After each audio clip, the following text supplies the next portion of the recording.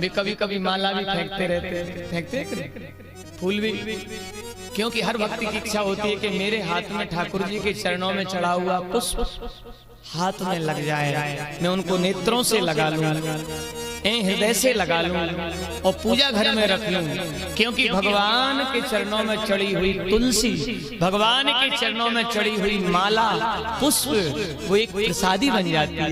क्योंकि जितने समय तक वो पुष्प, जितने समय तक वो माला भगवान के श्री अंग, भगवान के श्री विग्रह पर रही, उसमें अणु परमाणु भगवान के प्रवेश हो गए।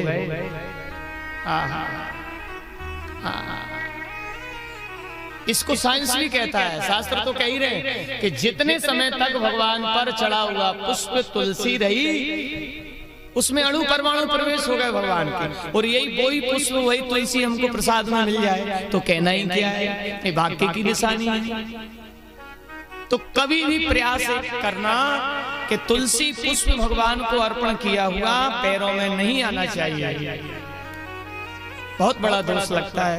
इंद्र ने उस माला का आदर नहीं किया, हाथी को पहना दी, हाथी ने तोड़ के फेंक दी। ये दृश्य दुर्वासा जी देख रहे थे, क्रोध आ गया। अरे इंद्र, तुझे लक्ष्मी का बड़ा अभिमान है, तुझे धन का बड़ा अभिमान है, मम श्रीहीनम मम श्राप, हम श्राप देते तुम लक्ष्मीहीन हो जाओ, श्रीहीन हो जाओ। दुर्वासा जी का वो श्राप लगा, देवता लोग सज्जनों निर्बल हो गए। शुक्राचार्य जी ने दैत्यों से कहा, अभी मौका है, स्वर्ग पर कर दो चढ़ाई।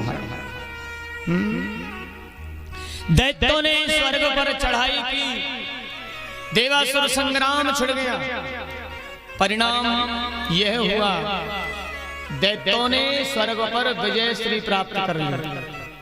हाँ, देवता लोग दर दर भटकते हैं, भगवान की शरण में गए, प्रार्थना करने लगे। शांताकारं भुजगशयनं पद्मनाभं सुरेशं विश्वाधारं गगनसदृशं मेघवर्णं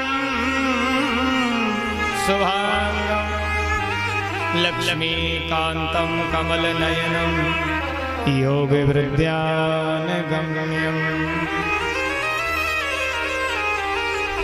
वन्दे विष्णु भवभयहरं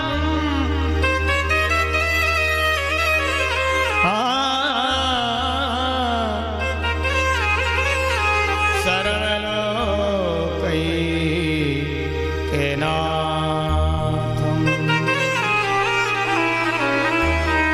धन्य है और सभी देवी देवता जिसकी आराधना करते हैं, आज हम आपकी शरण में हैं। नारायण रक्षा करो, रक्षा करो। भगवान श्री हरि नारायण प्रसन्न होके बोले, देवताओं हम समझते हैं तुम्हारी परिस्थिति, तुमसे लक्ष्मी रूठ के चली गई और वो समुद्र में छुप गई। अब तो एक ही उपाय बचा है कि समुद्र मंथन किया जाए। और सुनो, अकेले तो आप कर नहीं सकते, दैत्यों से भी सहायता लेनी होगी। बोले हमारी वो सहायता करने को तैयार ही नहीं होंगे। बोले मूसक नीति का उपयोग करो। भागवत में एक नीति है, मूसक नीति। हाँ, अहि मूसक वध देवा, अष्टम स्कंद के चतुर्थ अध्याय का जो 20वां श्लोक। अरयोपि संदेह सती कार्यार्थ गौरव, अहि मूसक वध देवा हृदस्य पदवीं गतई। एक मूसक नीति होती है सज्जनों। एक दिन सर्प मूसक से बोला, मूसक माने चूहा। एक सपेरे ने सर्प को पिटारी में बंद कर दिया, पिटारी में। अब पिटारी में बंद था सर्प, चूहा आता है और पिटारी के ऊपर नाचता है, कूदता है, उछलता है। सर्प कहता है, बेटा यदि पिटारी में नहीं होता तो बताता है। मूसक कहता है वो तो समय है, सबका बदलता है। उछल रहा था, लेकिन सर्प ने भी नीति से काम लिया। सर्प ने कहा मूसक तू और मैं एक हैं और हम आज से तुमसे मित्रता रखते हैं। इसलिए तो कहा है शास्त्रों में कि बड़े लोगों से दूर रहो। मित्र भी बन जाए तो समझ लो उसमें विशेष कारण है।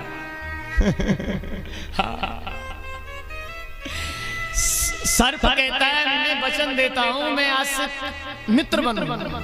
अब बताइए कोई राजा और प्रजा से कहे, कोई छोटे व्यक्ति से कहे आज से तू मेरा मित्र है, तो वो कैसा क्या कहेगा महाराज? अब तो सब कुछ आपका ही है।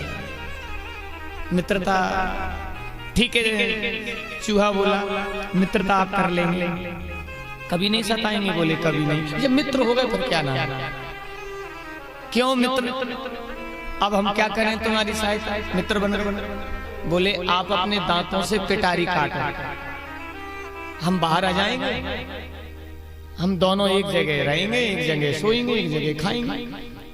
चूहा उसके लोभ में आ गया और अपने दांतों से पिटारी काटने लगा।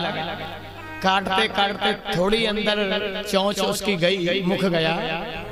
सजनों उसी समय सर्प ने चूहा को मुंह में ले लिया, गटक गया और सर्प ने चूहा को खाया और पिटारी से बाहर आ गया। इसको कहते हैं मूसक नीति।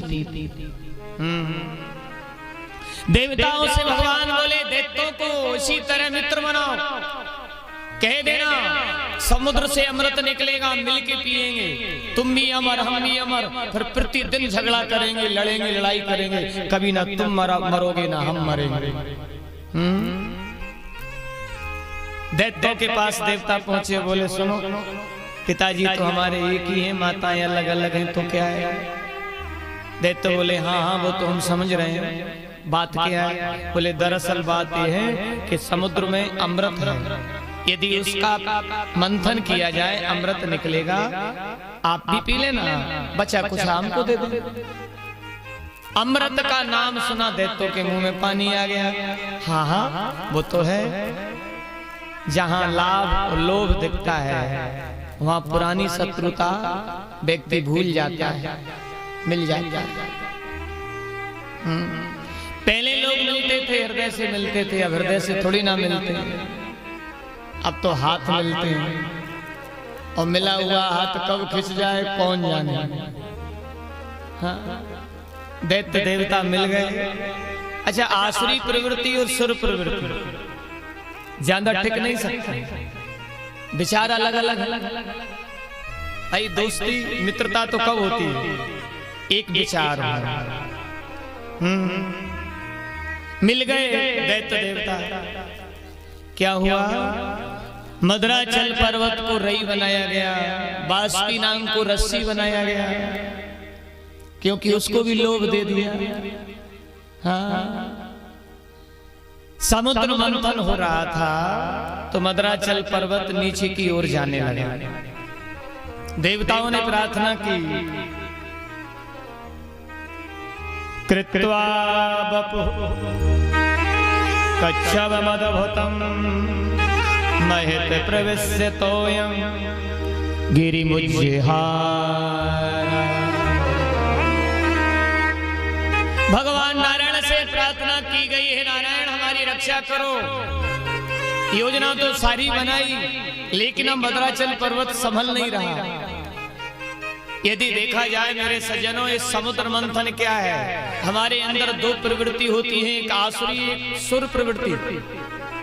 दुर्गुणों को आसुरी प्रवृत्ति कहा है, सद्गुणों को सुर प्रवृत्ति देवी प्रवृत्ति कहा है। और हमारे अंदर दोनों झगड़ते रहते हैं, कभी कभी सुर प्रवृत्ति हावी हो जाती है, कभी कभी आसुरी प्रवृत्ति हमारे हृदय में हावी हो जाती है। और संघर्ष तो चला आया है, चलेगा, और हमारे हृदय में ही अमृत है।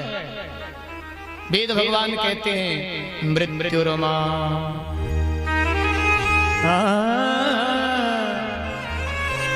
मृत्युरमा अमृतम गमये। अरे मृत्यु को हुए जीव तू अमृत की ओर बढ़। सकल पदार्थ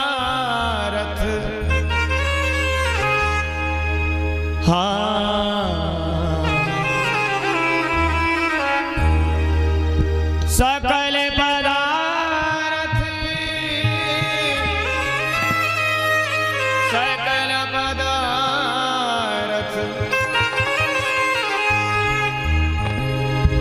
सकल पदार्थ सकल पदार्थ है जग माही। सकल पदार्थ है जग माही। सकल पदार्थ है जग माही। सकल सकल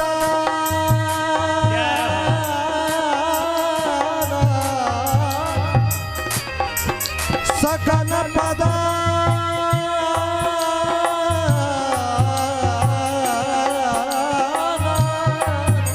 सकल पदार्थ है जग माही। सकल पदार्थ है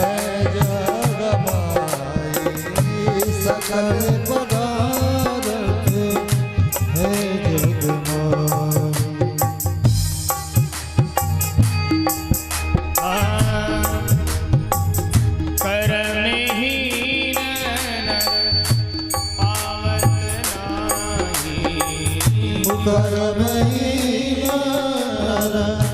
पावक नारी। कर्म पावक नारी।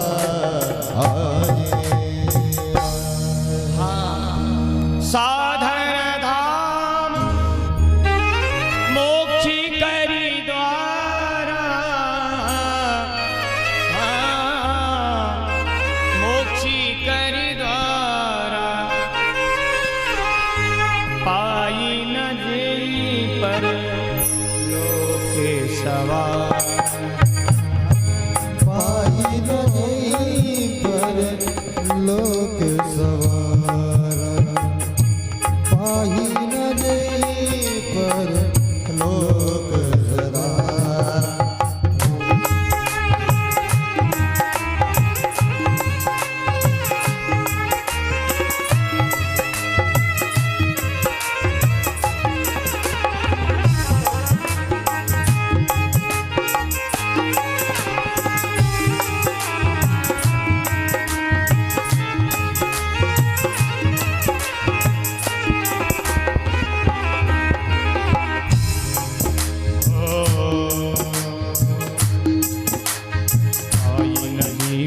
लोक सवार साधन धाम मोक्ष कर द्वार।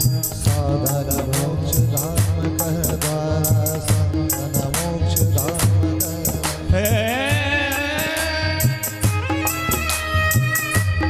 मोक्षी करी द्वार।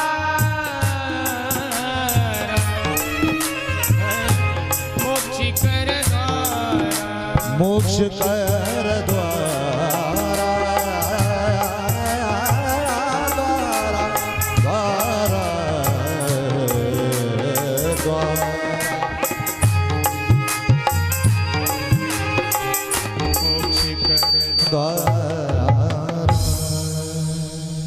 सज्जनों, हमारे अंदर ही सब कुछ है, अमृत, लेकिन कर्म ही कहाँ पाएगा। मैंने कहा था ना, उसी चाबी से ताला खुलता है, उसी से बंद होता है। कि मानव देह बंधन में भी डालता है, मुक्त भी करता है। केवल दिशा बदलना है, मोड़ना है। परमात्मा की तरफ मुड़ गए तो मोक्ष तो हमारे पीछे पीछे भागता है। हाँ नहीं, बंधन में तो बंधे ही। और सुनो, बड़े भाग मानुष तन पावा। इस मनुष्य देह को बड़ा भाग क्यों कहा? और भी तो योनि है, क्योंकि बैकुंठ में जो ताला लगा मोक्ष के दरवाजे पर जो ताला लगा है, ध्यान देना, अच्छी बात बोल रहा हूं। मोक्ष के दरवाजे पर जो ताला लगा है, केवल 84 लाख योनि में मानव रूपी चाबी से ही वो ताला खुलता है, अन्य योनि से ताला खुलता ही नहीं।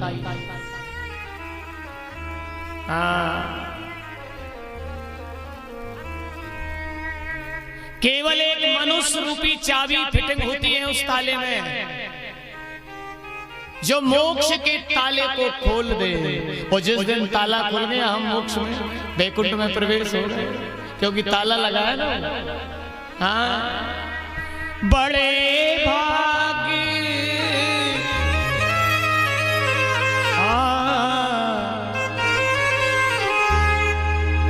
राग चेंज हो जाए मालकोस।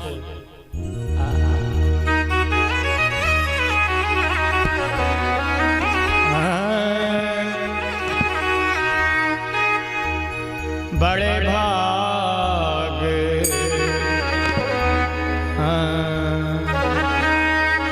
बड़े भाग मानुष तैने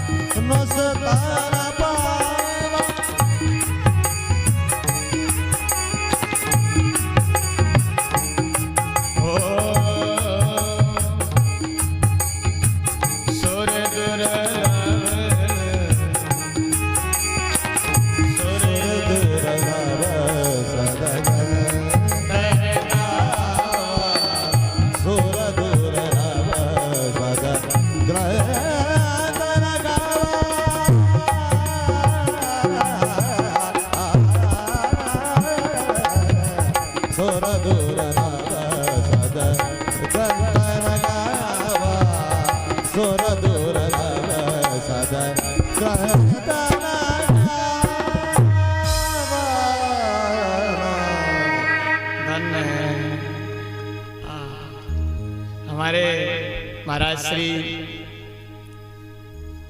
राग, आहा, ऐसा कोई राग नहीं है। और लोग गणित का काम, अब हम तो बेरागी हैं, हमें रागी में समझ में। इन जैसे रागों की वजह से ही हम बेरागी जबरदस्ती ढकेल पड़े। तो देखिए, बात यह है, चाबी केवल मानव ही मोक्ष की है कि उस मानव देह रूपी चाबी से ही मोक्ष का जो ताला लगा है, हाँ, जो वैकुंठ का ताला खुल सकता है। तो बस अपन को पहचानना। तो ज्यादा समय न लेते हुए समुद्र मंथन हमारे हृदय में ही है। और मद्राचल पर्वत क्या है? हमारा मन ही तो मद्राचल पर्वत है, जो स्थिर रहता ही नहीं, इधर डूबा इधर डूबा इधर डूबा। तो ये स्थिर कब होगा? भगवान कह रहे हैं, गीताकार अर्जुन कह रहे हैं गीता में, चंचलम ही मना कृष्णा प्रमाथि बलवद्रणम। हाँ, ये मन बड़ा चंचल है, कैसे बस में हो? मने में मनुष्याणाम कारणम बंध मोक्षयो। और सज्जनों, मन को बस में केवल किया जा सकता है तो ईश्वर शरणागति ही एक उपाय है। नहीं, आप बताइए, विश्वामित्र ने 60,000 वर्षों तक तपस्या की, कितनी? बोलो, 60,000 वर्ष। लेकिन मेनका नाम की अप्सरा आई और पायल की घुंघरू बजाई, 60,000 वर्ष की तपस्या।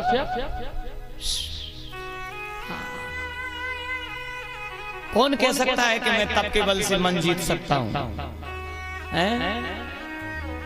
सौरवी नाम के महात्मा ने 1000 वर्षों तक जल में समाधि लेकर तपस्या की।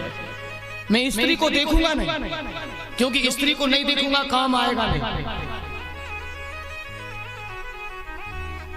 लेकिन जल में ही मत्स्य और मत्स्या को संसर्ग करते देख लिया, मन बिगड़ गया है।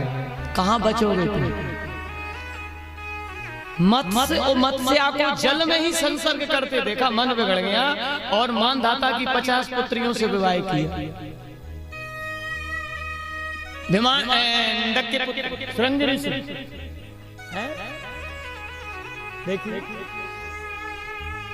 जानते ही नहीं थे कि स्त्री होती क्या है। हाँ, लेकिन देखिए वो भी अप्सराओं के पीछे भाग रहा है। मन को केवल साधा जा सकता है, मन को रोका जा सकता है, मन को स्थिर किया जा सकता है। इस कथा से आप शिक्षा लो। मद्राचल पर्वत कभी इधर कभी इधर कभी इधर कभी इधर, नीचे ऊपर संभल नहीं रहा था जब तक भगवान ने कच्छप रूप नहीं लिया। जब तक हमारे हृदयंगत परमात्मा विराजमान नहीं होंगे, भगवान की हम शरणागति नहीं लेंगे, मन को बस में कोई कर ही नहीं सकता। हाँ, भावसैव साद्रात्मा बोधै प्रेम निगद्यते।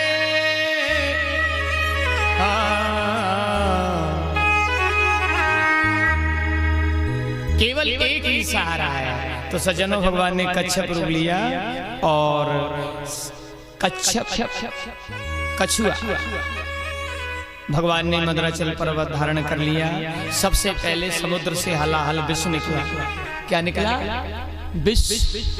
और त्रैलोक दहनात विषाद।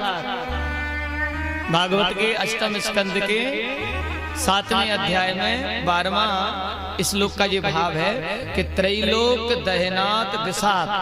वो विष इतना हलाहल था कि त्रिलोकी दग्ध होने लगी, त्रिलोकी जलने लगी। देवता घबराए, असुर घबराए, क्या किया जाए? भगवान बोले अब तेरे का ये उपाय है, कोई भोला भाला हो उसे पिला दिया जाए। अब आप इतने लोग यहाँ बैठे हैं, कोई विष पिएगा? हमारे अंदर विष भी है और अमृत भी है। दुख विष, सुख अमृत, 14 रत्न हमारे अंदर है। विष से सब घबराते हैं, दुख से सब घबराते हैं, लेकिन दुख दूर कौन करेगा? आहा, देव देव महादेवा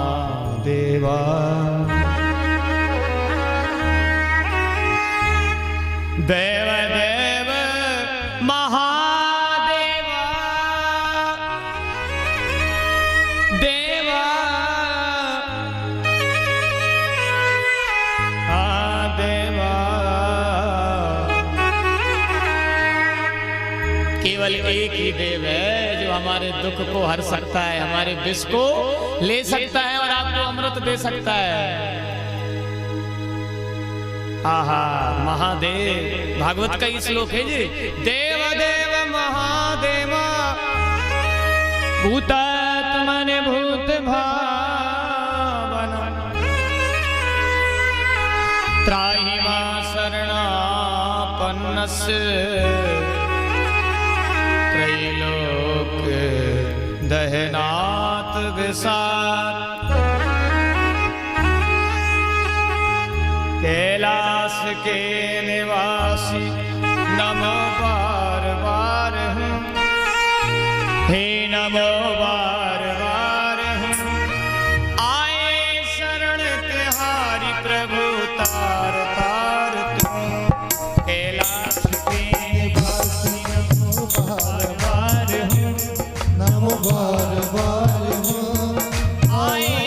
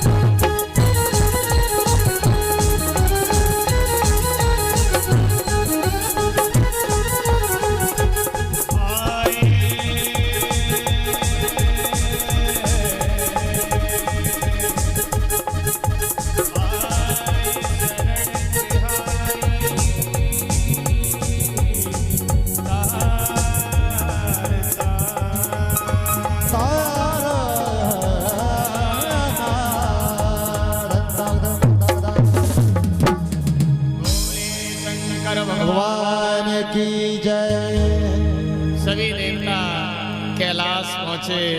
हे महादेव, हम आपकी शरण में हैं। केवल दुनिया में एक देव है, मेरा भोला भंडारी शिव के भक्तों को कभी उदास नहीं करता। आशुतोष उसका नाम है, हम आपकी शरण में हैं। शिव जी बोले अच्छा कैसे हैं? बोले हमारे पास विष का कलश है। तो क्या किया जाए? बोले यदि ये विष फेंका जाता है तो त्रिलोकी दग्ध हो जाएगी।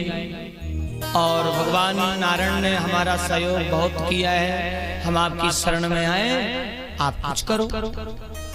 शिव जी बोले तो अच्छा हम विष पी ले, जहर पी ले। देवता बोले बड़ी कृपा होगी आपकी। शंकर जी बोले तो मरने के लिए हम ही बैठे। तुम्हारे बाल बच्चे, हम तो बिना बाल बच्चों के। हाँ, हम मर जाए? नहीं नहीं, हम वो नहीं कह रहे कि आप मर जाइए। तो और क्या है, विष का कलश जब त्रिलोकी को दग्ध कर सकता है, त्रैलोक दहनात विषाद। भागवत में एक श्लोक है, व्यापी हलाहलम विषम। 8वें स्कंद का 7वें अध्याय का 42वां श्लोक। व्यापी हलाहलम विषम। ए हलाल से हम इसको पिएंगे, मरेंगे नहीं। देवता बोले नहीं, आप नहीं मरेंगे। क्यों नहीं मरेंगे? तुम क्यों मरोगे? तुम भी तो अमर हो, तुम पियो। बोले नहीं, केवल इस ब्रह्मांड में शिव ही ऐसा देव है जिसका शासन काल पर है, और बाकी का पूरे ब्रह्मांड का जीव काल के अधीन है। कालम महाकाल, कालम कृपालम, कालम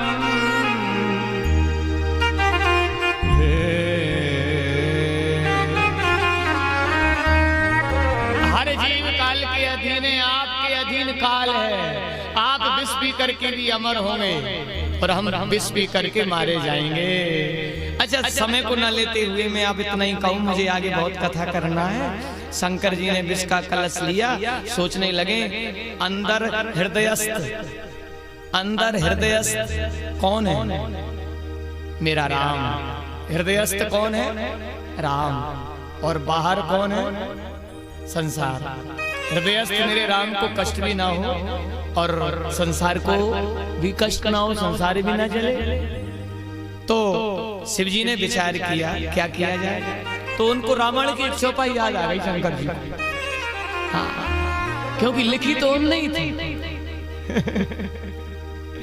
इसलिए उनको याद आ गई एक चौपाई रामायण की। पहले तो थोड़ी धड़कन सी, भाई थोड़ी तो बढ़ती, कोई भी हो तो थोड़ी धड़कन सी बढ़ रही थी कि ऐसा ना हो कि त्रैलोक दहनात विषाद कुछ हो जाए। तो एक रामायण की चौपाई याद आई तो हिम्मत आई। इसलिए तो कहा है कि रामायण पढ़िए, गीता पढ़िए, हिम्मत आती है। कौन सी चौपाई याद आई शंकर जी को?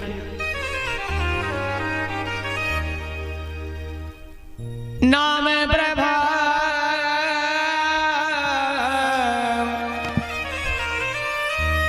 हाँ, नाम प्रभाव जाने शिव नी को। नाम प्रभाव जाने शिव नी को। नाम प्रभाव जाने शिव नी को।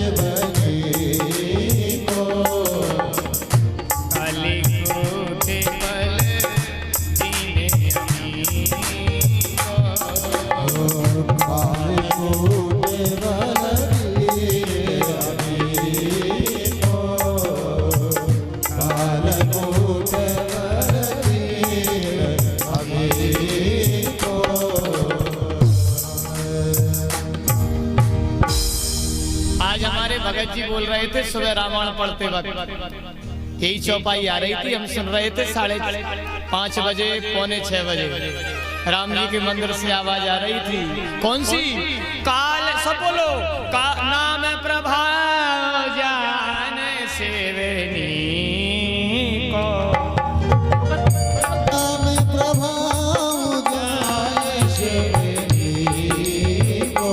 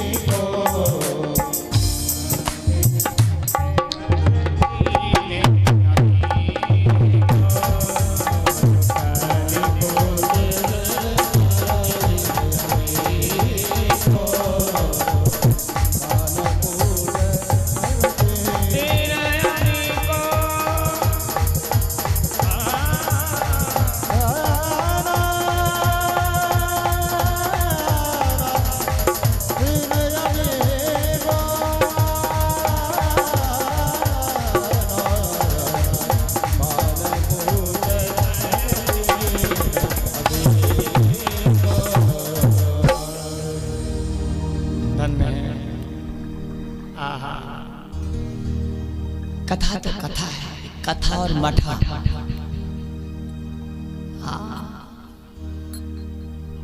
शिव जी ने सोचा मैं जानता हूं नाम के प्रभाव, दुनिया वाले जाने न जाने, लेकिन मैं जानता हूं कि कालकूट फल दीन।